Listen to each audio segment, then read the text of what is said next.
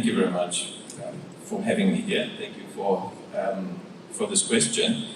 Of course, the reason why Keynes was wrong with his prediction surprises a lot of people, because when you look at his calculations almost 100 years ago, he used his assessment of past productivity growth to predict essentially per capita income growth 100 years ahead. And those forecasts were correct, in fact on the upper end of his prediction range. His mistake was that he assumed just because our per capita income will rise so much, multiply over this time period, the benefits will be equally distributed, and therefore the number of those people who don't have to work will increase to reach the general population. That was his mistake. Because of course the benefits of the actual increase in productivity and income growth that we have achieved, as he predicted, have been essentially kept in the hands of a very small group, and the majority still has to work.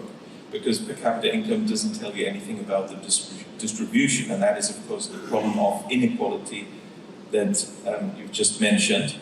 So that is the problem. Now, what is the mechanism and why is this happening? Of course, it's the monetary system. So I would like to briefly talk about that, because of course it also links back to all the points my esteemed colleagues have made. And in fact, linking it to the current situation.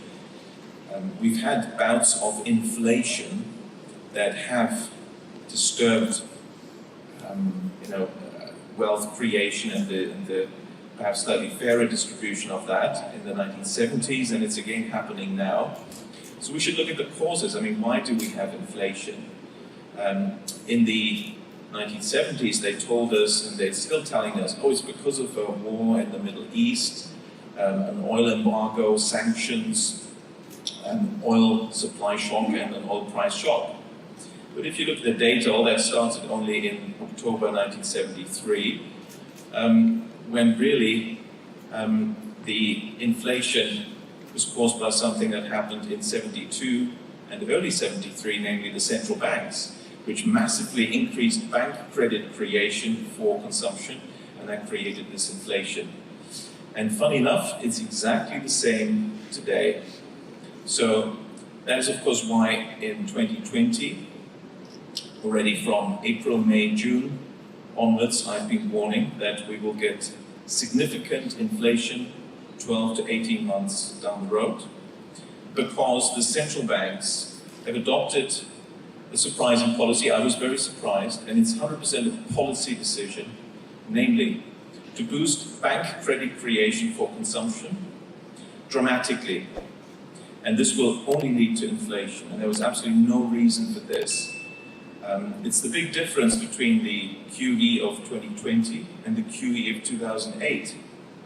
In 2008, I had already also explained at the time, don't worry, this is not going to cause inflation, because it was mainly a transaction between the banks and the central bank that did not increase money creation circulating in the economy.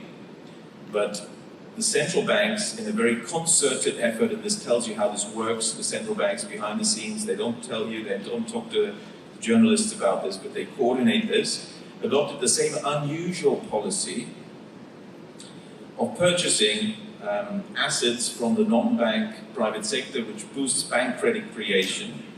And of course, on top of that, you did have government policies to also give people incentives to spend the money.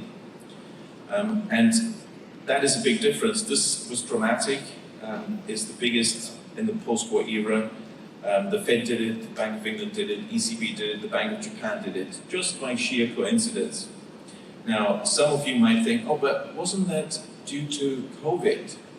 And I was just saying before the conversation, well, I'm not sure if you include a virus in your econometric model, you will get an increased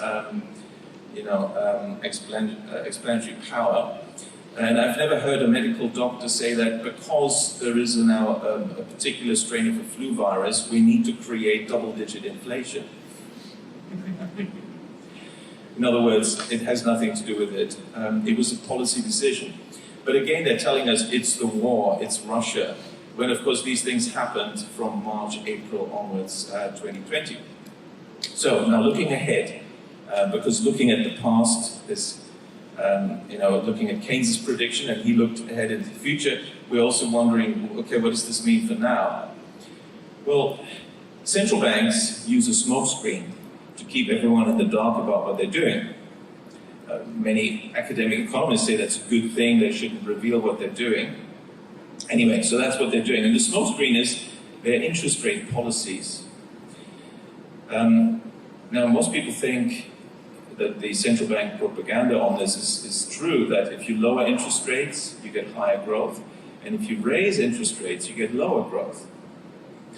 But show me the empirical evidence for this. Of course, the official story, economists in mainstream economics have said this for 200 years. Essentially, British economics from David Ricardo, and then American economics more recently, they've all said this. But there is not a single empirical study to support this. I've published the first empirical studies on this, and the conclusion is, it's very clear, and many people, of course, in the markets know this, interest rates are positively correlated with economic growth, and they follow it. So why are central banks raising rates now? Because they created inflation from March 2020 onwards, which boosts nominal GDP growth due to inflation, and interest rates always follow this. That's what's pushing up interest rates. That doesn't mean that they're restricting monetary policy. For that, you have to look at the quantity of credit creation. And that is the real tool that moves the economy, that explains the economy. Bank credit creation is driving the economy. So what's happening? Now, bank credit creation drives the economy, but central bank credit creation drives FX. Being in Turkey, I'm sure you're wondering what's going to happen with the Turkish lira. Is it a one-way bet? Is it going to weaken further? Well, ask your central bank. And, ask those who maybe have connections to the central bank. Because when I look at the data, it was very easy to forecast that the Turkish lira would fall because of what the central bank has been doing. It's expanded its own credit creation dramatically, while the Federal Reserve has reduced its credit creation. If you look at the Turkish lira-dollar exchange rate, it's very clear the central bank has been weakening the currency. The Federal Reserve shows you that you can have a policy of tightening central bank policy. Don't look at interest rates. It's the quantity of central bank credit creation. They're tightening that. That's why the dollar is strong. And at the same time, expanding bank credit, which they're doing, which is good for the economy. That policy combination is what the Turkish central bank should adopt. You would get a strengthening currency, and the economy would continue to boom. Can be done, and the central bankers know it. They just don't like to educate people in government about how they really operate. Now, looking at the bigger picture, what's happening in Europe, well, many of you know the story. As Henry Kissinger said, it is bad to be an enemy of the United States, but it's worse to be an ally. Now, Germany is called an ally, but we all know it's US occupied, it's not a sovereign country, and of course when it builds a gas pipeline together with Russia in order to have energy for its industry, and this gets blown up, well, the American government has told us who has an incentive in destroying this, the United States. To me it's clear, I mean I'm from Germany, so but I've lived outside Germany and I've looked at this from the outset for a long time. If you have the hypothesis that the US policy goal is to destroy the German economy, then they've taken precisely those policies to achieve that goal. We cannot expect the German economy to do well in the coming months and perhaps years, because the energy supply is being artificially cut off. There was certainly no economic reason for that. It's entirely political, ordained by America and its American-created European Union, a CIA creation. And Therefore, it's bad news for Central Europe, for the EU, if its biggest, strongest economy is being destroyed by political decisions that make no economic sense.